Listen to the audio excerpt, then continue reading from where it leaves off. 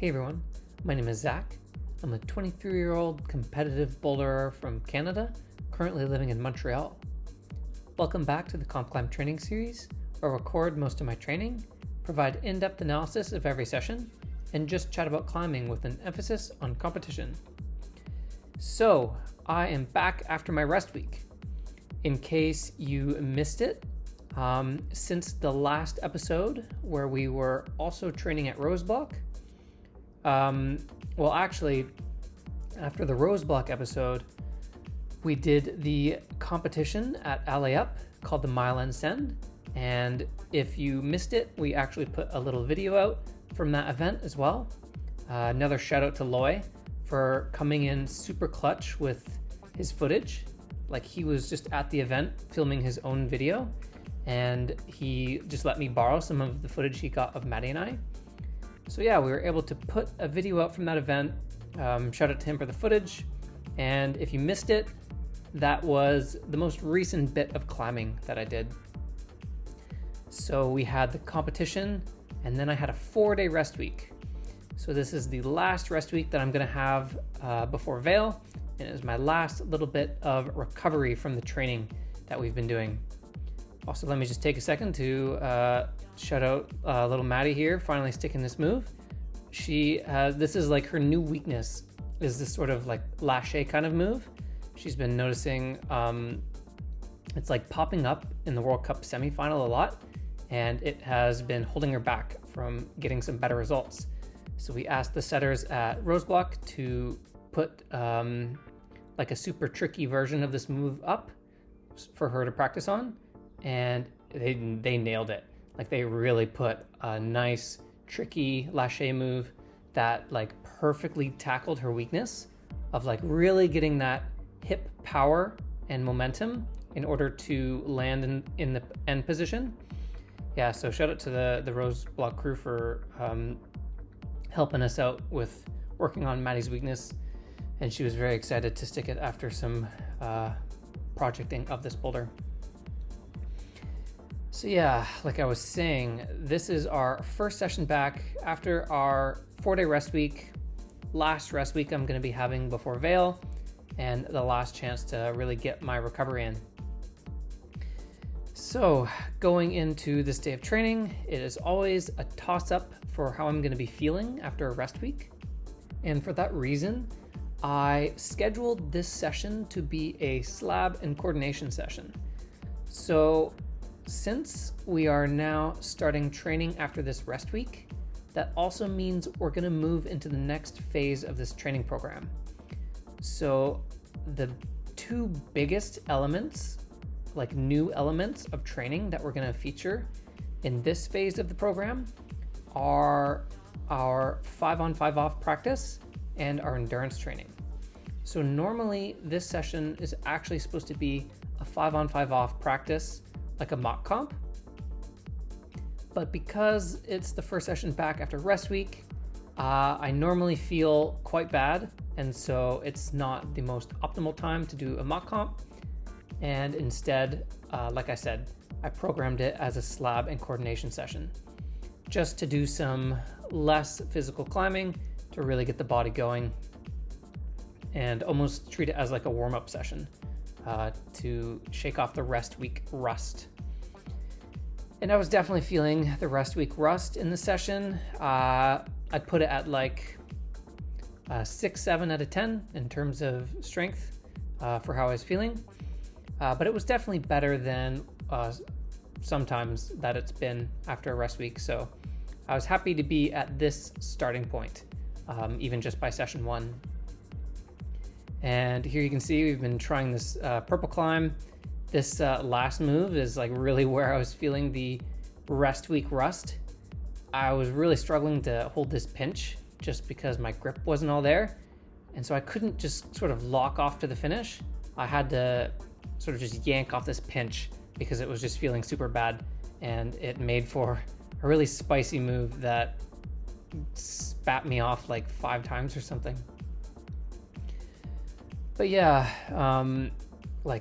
of course, the great thing about Bloc is they're going to have endless amounts of slab and coordination boulders to supply this like specific style of session, and I just will never run out of the style of boulders that I want when I come here to do a slab and coordination session.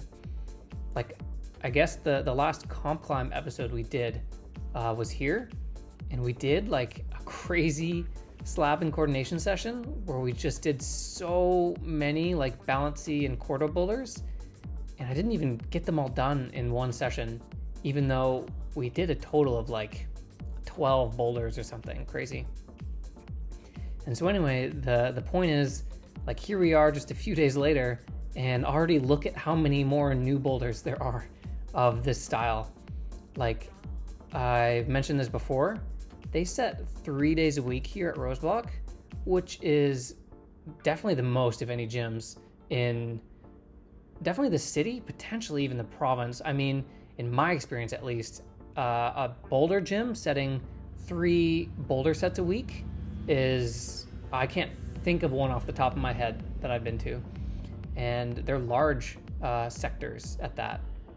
So, especially because this gym is such a valuable resource for the slab and vert and quarto, the fact that they also just set them so frequently, it's so good for my training. And especially when I'm trying to be like mid comp season, I need to always be pumping my body with these styles of boulders, and Bloc is just so good for that. So, like, you know, just a few days later since our last time training at this gym, we already have so many more of these boulders to get on, which is so good. And this session was a great, not super physically intense way to get the body activated again after rest week. So now let's check out this boulder that we're trying here. So this boulder has got like a lot of holds, as we can see, lots of little chips and crimps. And when I was looking at this boulder, I thought, okay, surely I don't need like every single one of these holds. Like, I bet I can find a sequence where maybe I don't end up using 1 or 2 of them. And it was like really hard to get a read of this boulder, obviously. Like, it's super cryptic looking. But low key, I think this boulder, it might be like the best in the gym. The sequence that I end up like sort of intuiting on this boulder is super cool and creative, and I actually end up using every single hold on this boulder, and it felt like super natural and yeah, like I said, just intuitive. So this boulder was like really cool and unsuspecting, especially because it was like a lot of little holds, and it was just like a surprising, like super epic boulder. And this finish actually was a lot harder than it looked. The volume on the right that I'm pressing off of was pretty slippery and slopey, so that felt like that last move was really in the balance. But anyway, that boulder was like super cool. Cool sequences, very cryptic, very tricky, epic slab set. So now we are going to move on to the last boulder of this session, and this one I actually missed. I forgot to try it in the last Bloc episode, and it's because I always forget about this this like tiny slab on the left side of the gym at Bloc. And there's always like really fun, like sort of game boulders on this wall, and they're usually like really good to practice on. It's just in like the corner of the gym, so I always forget to go try these boulders. But yeah, usually what they do with this little section of wall is they'll have like some sort of theme for like a boulder or like a station, and they'll do like different difficulties of like one boulder. So like you can see we have like a few variations of this boulder, and then the red one is like the hardest one, where we go and have to work our way through these volumes with no hands. So this boulder proved to be very tricky. It was hard to tell just how tricky it would be by looking at it. But the most tricky thing about this boulder was that there were a lot of ways to try this move in the middle here. So off camera, Maddie like staticked her way through the sequence, and she did like this weird sequence where she pressed down and just staticked. But I could tell that it was clearly supposed to be some sort of run move. And as you can see, I'm finally figuring out this pincer sequence, or like this crab jump move.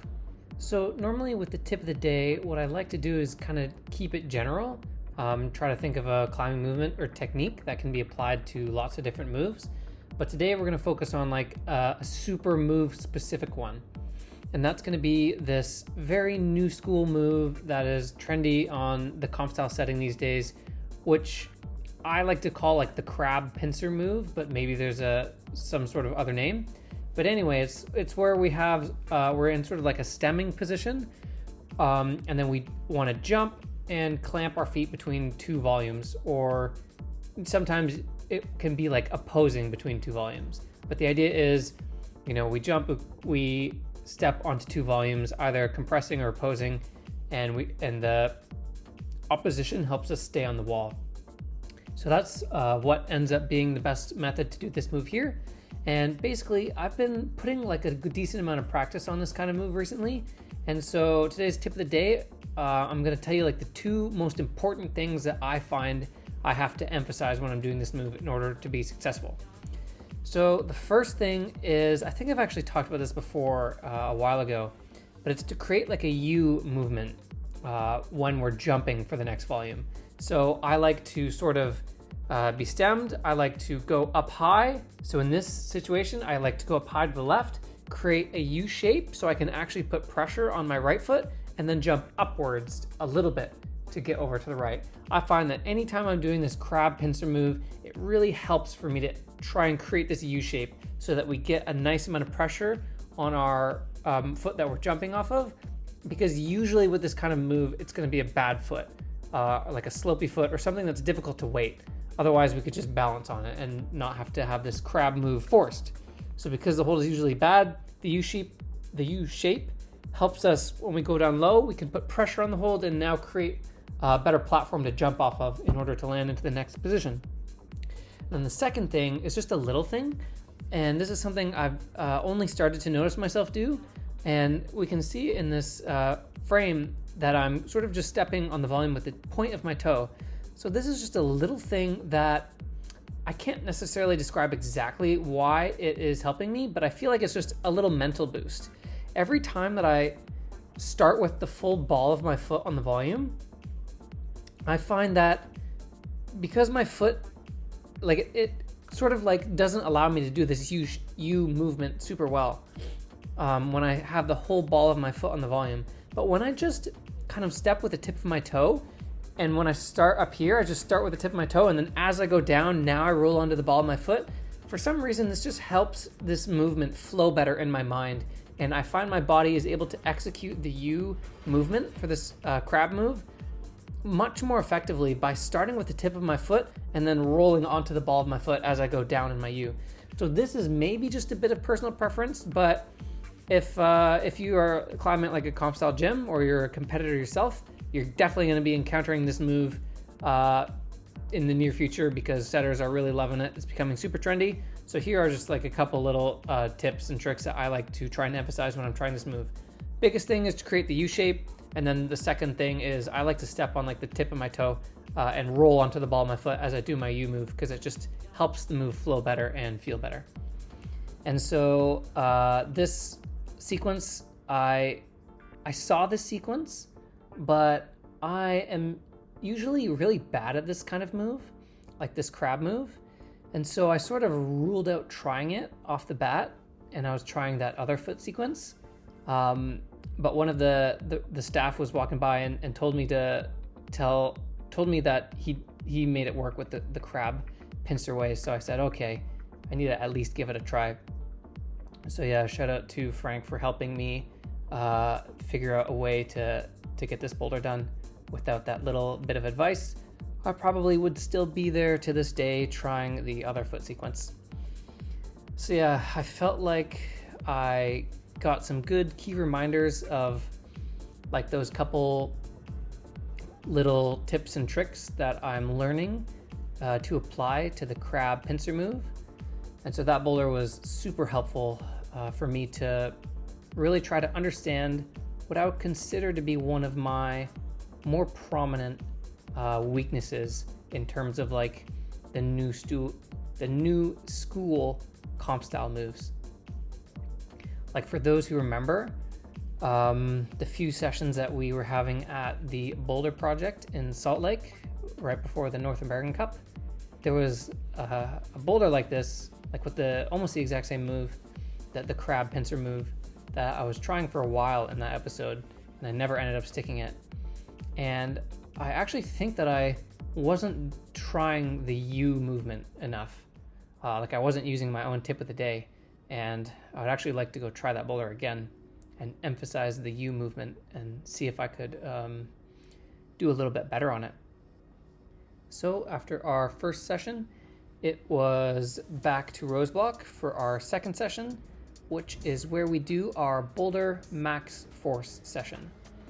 So this is the session where we just get on the strength-based boulders, powerful boulders, and this is because it is quite consistent that session 2 on day 1 is always my strongest feeling session. So that's why on this program we are scheduling the strength-based boulders to be attempted on this session. So as the session says, for this whole session we're just going to be going around and doing the power boulders up in the gym, and there have been quite a few new ones set since the last time we trained here. Now that being said about this usually being my strongest feeling session, this was definitely where I was feeling the rest week rust. And while I am actually off to a pretty good start, I'd say I start off feeling like a 7.5 out of 10 in terms of strength. Like I felt pretty good on that red boulder that we just did. That one was definitely pretty hard. But then this blue boulder, which is probably the hardest boulder up in the gym right now, I definitely feel my grip is like not quite where it normally is, at least on this session. So I probably went down to like a 7 out of 10 just throughout the session. I definitely felt like I couldn't grab these holds as well as I would like. But this boulder was still like the one to prioritize in the session. Like there are some other like powerful V8s and 9s that I could go try, but I felt good enough to at least project this boulder.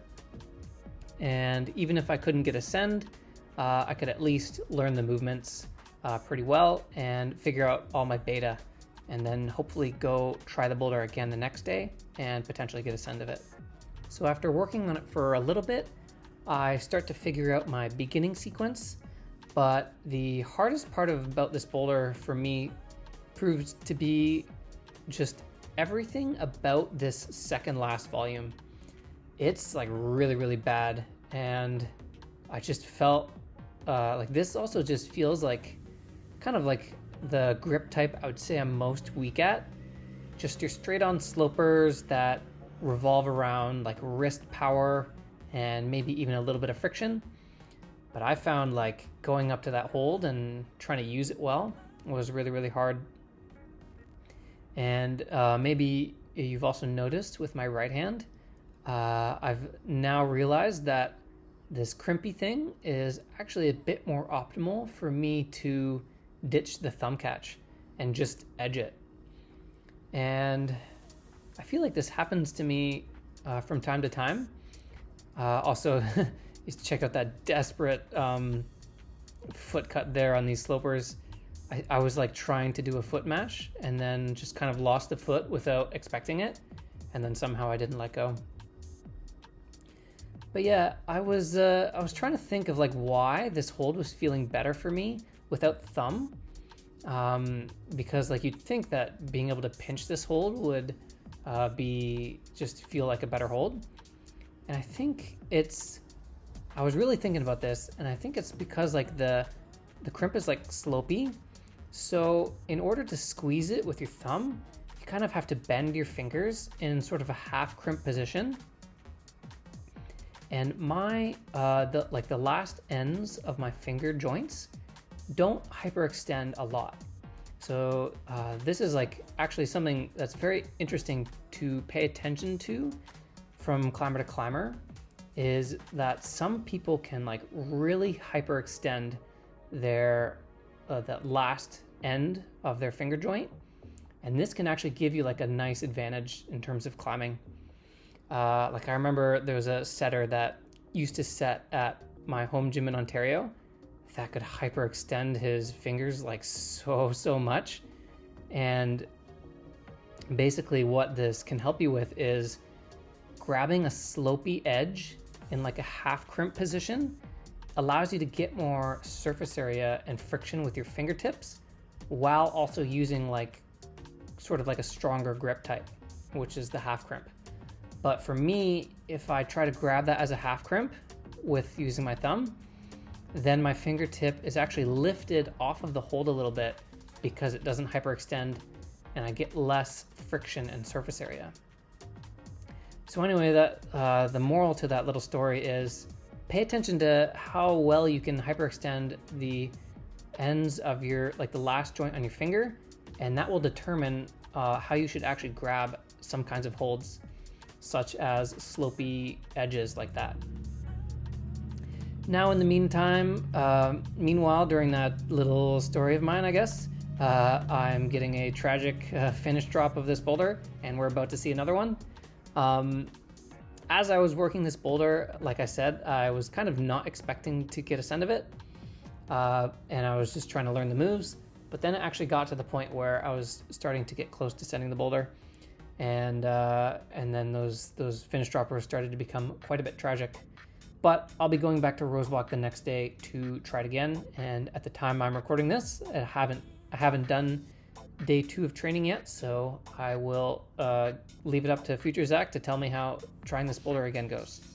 And here we are back at the gym for day 2 of training, and we are getting started right away with a very cool coordination boulder that I honestly forgot to put in the coordination session yesterday. This one obviously has a very cool sequence here at the beginning. And then we're gonna move on to one more 8. The idea was to just start with a couple boulders in the moderate to hard range to really get my body activated to go retry that blue boulder, because it was at like the blue boulder is at my physical limit. So I got to make sure that I do a really thorough warm up and make sure I get a couple other hard boulders under my belt before going to attempt it. And as you can see, I actually had to move on from that red 8. I started to fall on it and could tell I would actually need to work that first move for a little bit to stick it. But I had a mission. I was on a mission today, and that was to take down this blue thing, because it was starting to become personal with this boulder after getting spat off the finish so many times. So I had to focus up and just move on. And as you can see, we're already starting off working this thing. I rehearsed the ending once, and now here I am with finish dropper number 4 or something, and here we are with finish dropper number 5. Little spoiler. And so anyway, this next attempt is going to be the send attempt. Finally, I do end up doing this boulder. Super intense battle I had with this thing. And actually, as I was working this boulder today, I was finding a trick to really help me stick this foot cut between the 2 slopers. And I was thinking about it, and it can actually kind of be like a mini tip of the day number 2. And obviously we can look at these 2 blue slopers, and they're obviously kind of rounded like that. So anyway, I'll tell you what I'm doing on these holds first, especially on this left hand. I'm grabbing the very edge, the very tip of these slopers. And that's because with the nature of these holds, the way they're like rounded inwards until the hold is just like completely flat, basically the more positive edge is like all the way as far out from the hold as possible. Also here I am finally getting a very satisfying top of this boulder. Super, super good set. I don't know who set this one, but I had a good time on it. But anyway, with those slopers, by grabbing the very tip of the hold, of like the edge, that's basically where the hold was most positive. So I found myself almost crimping the edge of the hold, whereas if I was to put my fingers a bit deeper into the hold, I'm actually grabbing a slopier surface basically. So that was just a little trick that I was emphasizing on those holds that was helping me swing around on them more. So tip of the day number 2, I guess, from today, try to like crimp the edge of slopers, or like the tip of these kind of holds that are like rounded upwards. Tip of the day number 2, grab the tip. But anyway, as you can see, we are moving on with this session. So today is the first day where we have endurance on the program. And I have talked a bit about this in previous weeks. I have always been meaning to schedule some endurance in with the month lead up to the Vail North American Cup. And that is because the city of Vail is at like almost 9,000 feet in terms of elevation. I don't know how high that is in meters, but it's definitely pretty high, and altitude is no joke, as we just experienced in Salt Lake City, which is only half of the elevation of Vail. So anyway, it's important that I have some good resistance built up, and I also have like some good cardio training under my belt, because obviously at elevation, our body is working overtime, and it's hard to really catch our breath and have our lungs really keep up with what our body's trying to do. But by building a bit of a stronger cardio system and getting my heavy breathing done now in training, I find it usually helps when I have to go compete at altitude. I feel like I can just, I'm sort of already used to breathing hard and trying hard while my body is like working overtime, because I'm basically trying to mimic the sensation of my body working really hard at altitude while I'm doing this endurance training. And that's why the way that I like to train my endurance for bouldering is pretty simple. I just like to do 4x4s, and basically I just do 3 sets of 4x4s. So I guess you could say they're like, 4x3s or something. But anyway, yeah, I'm picking 3 boulders, and I'm gonna put 4 attempts on them back to back with 4 minutes rest in between. And what this does is it kind of like emulates almost like a 5-on 5-off comp round. And it sort of exaggerates like a 5-on 5-off comp round, and compresses all of your attempts and rest into a shorter amount of time to really have to obviously train our endurance and build up some good resistance. So, like the idea is, let's say I'm in a 5-on 5-off comp round and I'm trying really hard on a boulder and I'm getting like really pumped. Okay, well now I only have 5 minutes to recover from that fatigue, and I gotta go try the next boulder. And so that's what this style of 4x4s is like. After I do my first set, I get really pumped after putting 4 attempts on a boulder. And now I only have 4 minutes to try and recover from all of this pump and get ready for the next set.